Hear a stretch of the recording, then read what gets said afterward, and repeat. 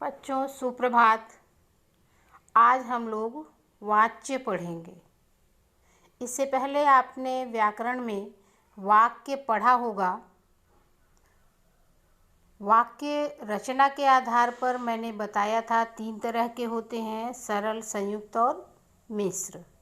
सरल वाक्य में मैंने बताया कि कम से कम कर्ता और क्रिया ये 2 तत्व अवश्य होने चाहिए।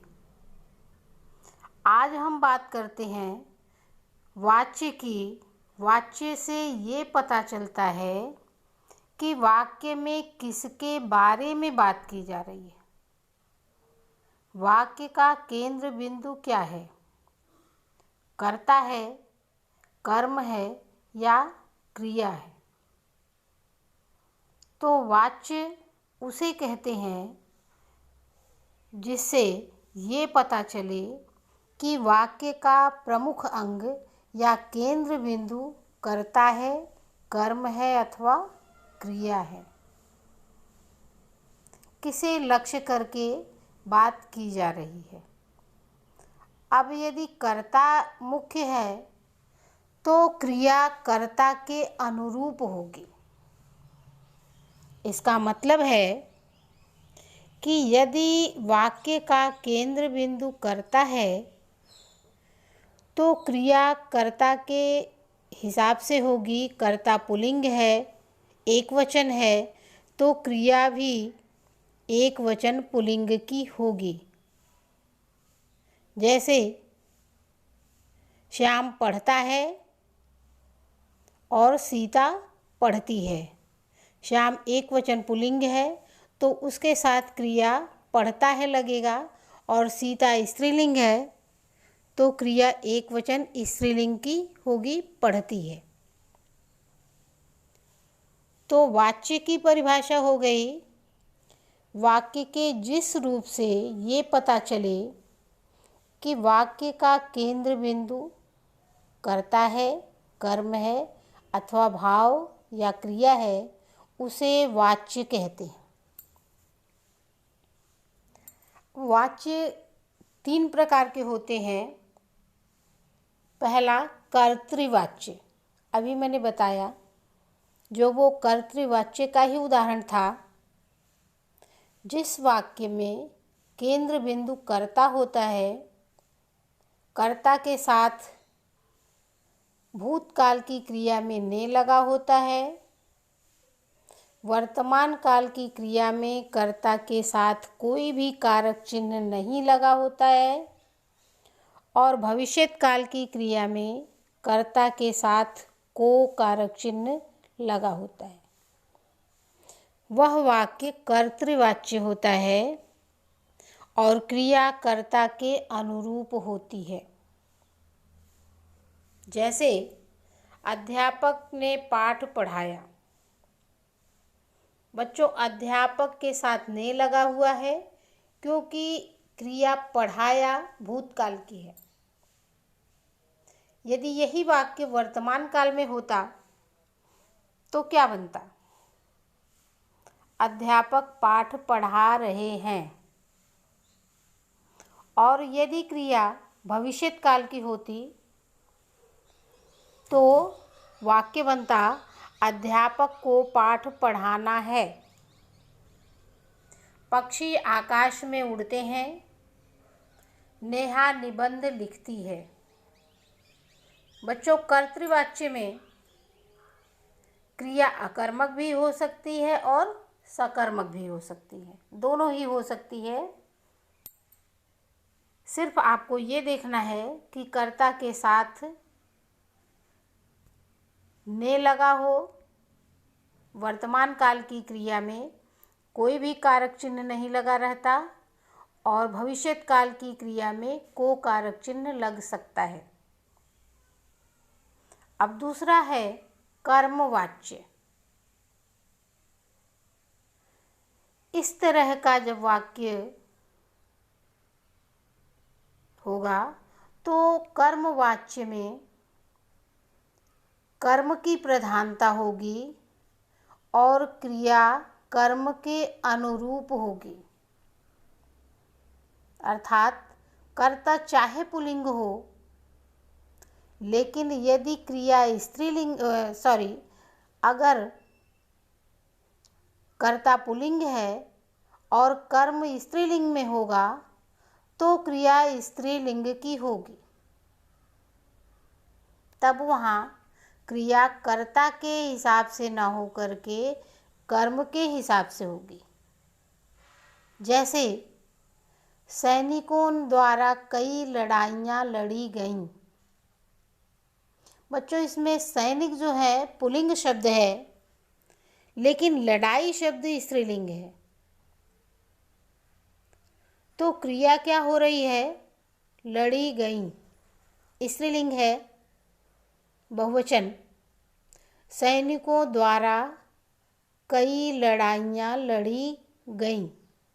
यहाँ पर क्रिया कर्म के अनुरूप है, न कि कर्ता के। कर्ता के साथ कर्मवाच्य में से कारक चिन्ह लगा होता है या फिर के द्वारा लगा होता है। और यह आवश्यक है कि कर्मवाच्य में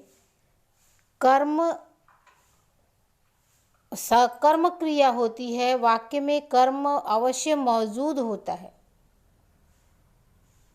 जैसे सरकार द्वारा जनता पर करोड़ों रुपए खर्च किए गए। खर्च करने वाला कौन है? सरकार। सरकार करता है और जनता पर करोड़ों रुपए खर्च किए गए। क्या खर्च किए गए? करोड़ों रुपए। बच्चों, कर्म को पहचानने का ये तरीका है कि क्रिया से ठीक पहले क्या और किसको लगाकर प्रश्न बनाएं। यदि जवाब में कुछ आता है तो वह कर्म कहलाता है। तो इस वाक्य में करोड़ों रुपए खर्च किए गए। क्या खर्च किए गए? करोड़ों रुपए। तो ये करोड़ों रुपए जो है वो कर्म है। यह पुस्तक बच्चों द्वारा तैयार की गई। यह पुस्तक किसके द्वारा तैयार की गई? बच्चों के द्वारा। बच्चे इसमें कर्ता हैं। और क्या तैयार की गई? इसका जवाब मिलता है पुस्तक।